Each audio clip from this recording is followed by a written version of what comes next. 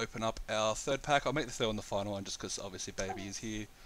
I'll leave the fourth pack to do. I'll do a final EMN pack open and a first Kaladesh pack on my YouTube channel, which is unsurprisingly also at MP Numbers. Feel free to follow along and come visit. Sweet. Submit.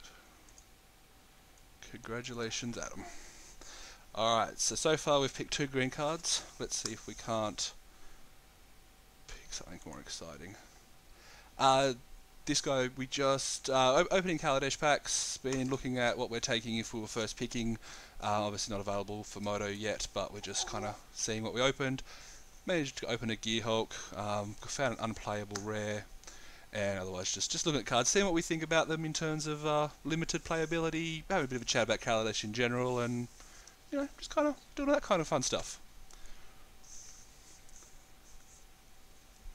Not a problem, Adam, mate. If you do well, send me some screenshots to one of my Facebooks, my Twitters, something like that, and let me know what you how you went with the tournament that I gave you.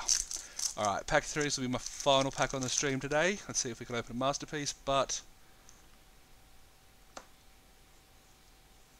yeah, I can have a look. I mean, I've only got the 3 pack. I've only got 4 packs, but 3 which I'm opening. See what we can do. I don't know how long Baby's gonna stay calm and not screaming. All you guys' ears don't want to make that too bad for you.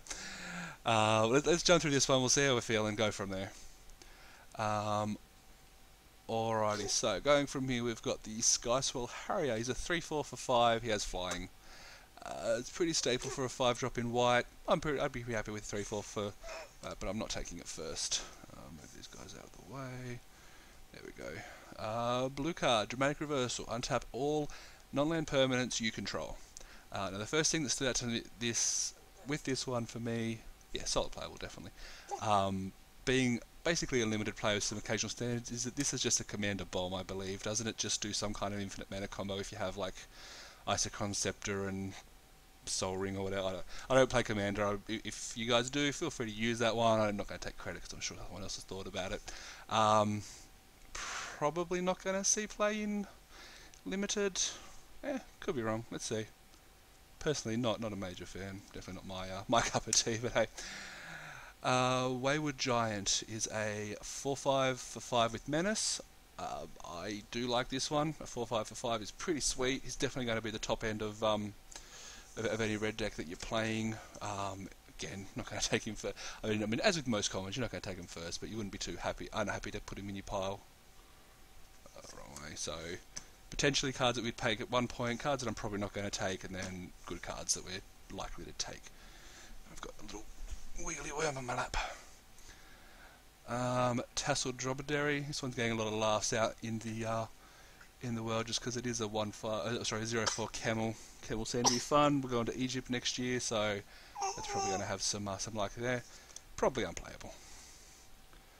We've seen this one before. The Wild Wanderer, 3/2 for 4. It does fetch a land. As I said before, I don't mind it. I think it's going to do some nice stuff as we go. Hopefully you'll find something better, but at the moment, that would be my pick. The Glintsleeve Arsen. This guy was in my pre-release pool, was one of my favourite cards to draw. You drop him on turn 3, you get a 2/2, you get a servo, and I even experimented by sometimes putting the counter on him, which worked just as well in most games. I think the decision between these two, like if we're looking at this just being our pack, it would be depending on colour power, but I think they're both fine cards that you could take, not first, but you take them and again wouldn't be too happy. What's this guy? Eager Construct. He enters a battlefield and lets both players scry. Sorry, sweet. I didn't notice anyone having issues. Eager Construct's 2/2. Yeah, he's not great. I think letting your opponent scry is probably worse than no one scrying. 2/2 servo. With servo, yeah, definitely a strong guy.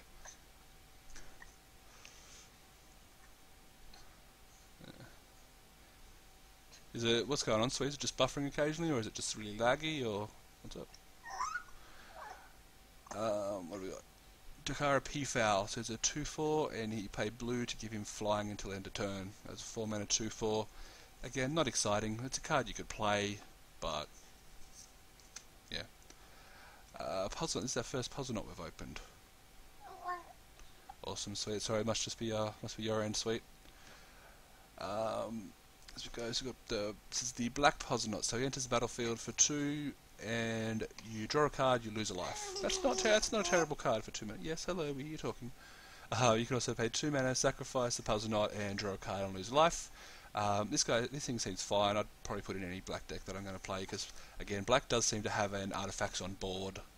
You've got the guy that has, I believe, has menace if you have artifacts. You've got the bat who does stuff if you have artifacts. And I think it's probably the most artifact efficient color as well as red. Another vehicle. This guy's an uncommon vehicle. So he can't be blocked with by creatures with power 2 or less, and he has a crew 5 for a 10/7. Probably one of the more unplayable vehicles. No, first time I've actually seen this one, to be honest. I don't know. Yes, bless you. I don't know if we would be happy to take this one. Has anyone had a chance to play this? Anyone have any thoughts on this bad boy?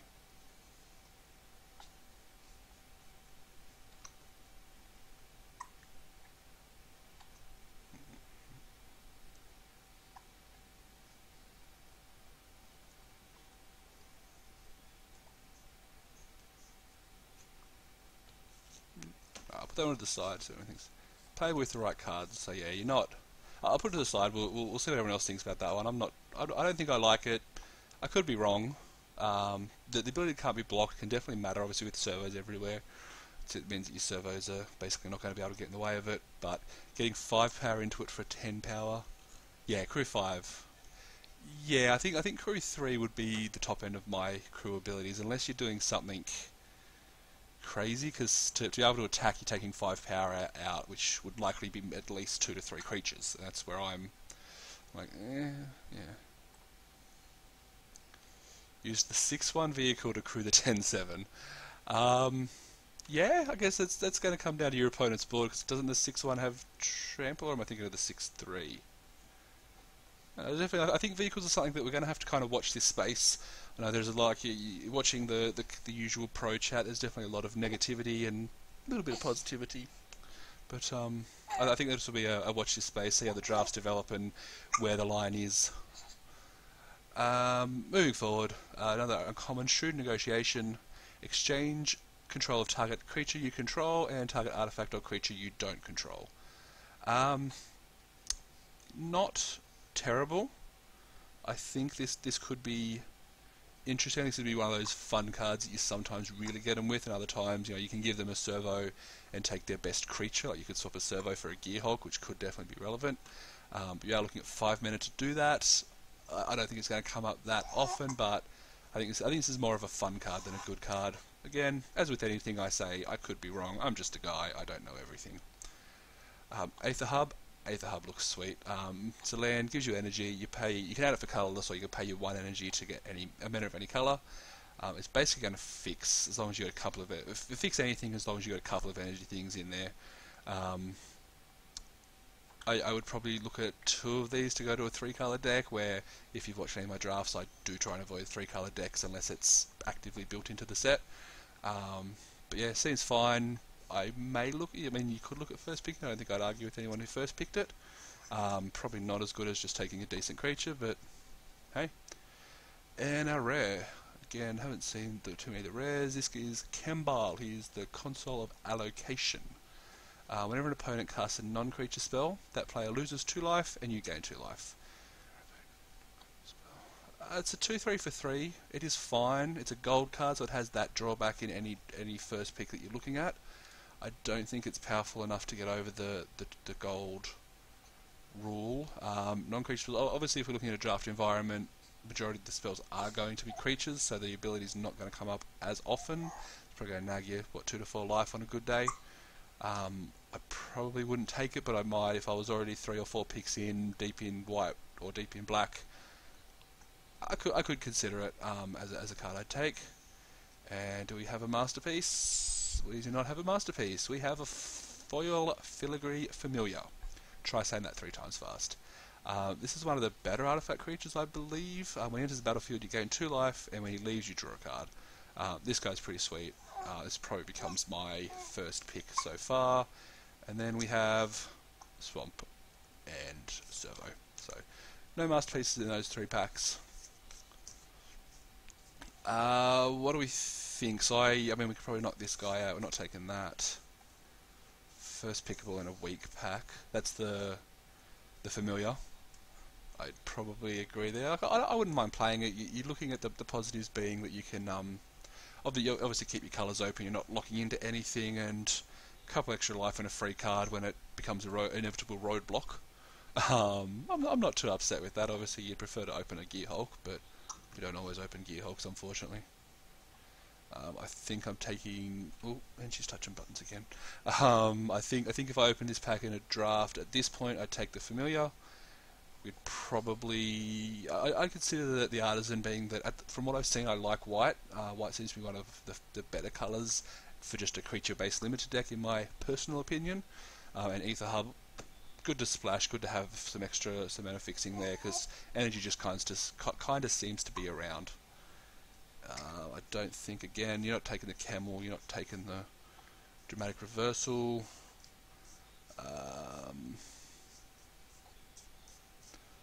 The gold card again. The gold card's fine, but I'm probably not taking it first. And other than that, yeah, just a bunch of random cards. Any other thoughts on what we'd take first? Stop pressing buttons.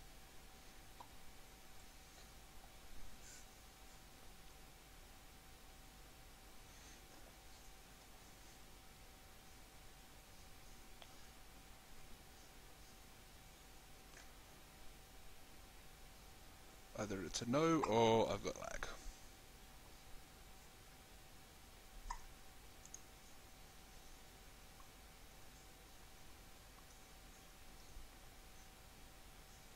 Take the familiar, yeah. I think the familiar's right, and I mean the good news is you're not locking into anything. Artifacts will go anywhere. Obviously, there are some decks which prefer artifacts, but you're happy to have a 2/2 for 3 with upside. Pretty much any deck you're going to play. Alright guys, look, that'll be me for today. I have to go be dad now. So what I'm going to do at this point, as I mentioned before, if you've been hanging around for a bit, I'm going to be doing a YouTube video shortly where I do my last EMN pack opening and my first, besides these ones. Sorry, sweet. So the way I do my giveaways is whenever I hit my follow goal, which was 20, I hit it over the weekend, I'm just going to do a giveaway to somebody in the chat. Usually it will just be to draft, so usually 3 packs and 2 tickets, but I didn't want to just give away a EMN packs with Kaladesh coming up shortly, so I just gave away the 14 tickets that you'd normally, you'd take you need to do the draft. So if you are following and you hang around when I do get close to my next one, which I'm unsure if I'm going to do 30, 40, 50, see how I go with how popular I can get. I'd recommend, if you are definitely interested in the giveaways, keep an eye on Twitter and Facebook. Facebook at MP Numbers and Twitter at numbers_MTG, because I like to get online and announce that I'll be online, and especially when I'm about to do the giveaways, I'll say, hey look, I'm getting close to my giveaways, follow me. That's pretty much the nuts and bolts of it. Yeah, that's pretty much nuts and bolts of it. But yeah, so follow me online. Like I said, I'll be YouTubing those packs, those pack openings. I've still got about 8 or 9 EMN packs to burn through, so I'll be doing some drafts over the next couple of weeks before Kaladesh goes live on Moto, and then as soon as Kaladesh goes live on Moto, I'll be drafting Sealing, depending on time and funds. That's pretty much it. I'll go, I think prize, the only money card we got was the Gear Hulk. These were all prize packs, so I'm no money down. I ended up 3-1ing my pre-release. Got my 6 packs, so 2 packs per win. Gave one to the kid I bet in the first round because he was only pretty new and I don't think he'd be winning many packs anyway. And then I chucked one aside for my future Chaos drafts that I like to do when I get my 24 packs up. Alright guys, thanks for... Yep. Lala says bye. I'm going to drop out at this point. Thanks for hanging out. Congrats again. Adam, mate, if you open anything good with those tickets, let me know. Shoot me a screenshot on Twitter, on Facebook, wherever you feel like doing all that fun stuff. And obviously feel free to follow, like, subscribe, friend me on Moto, and yeah, thanks for hanging out. Have a good day.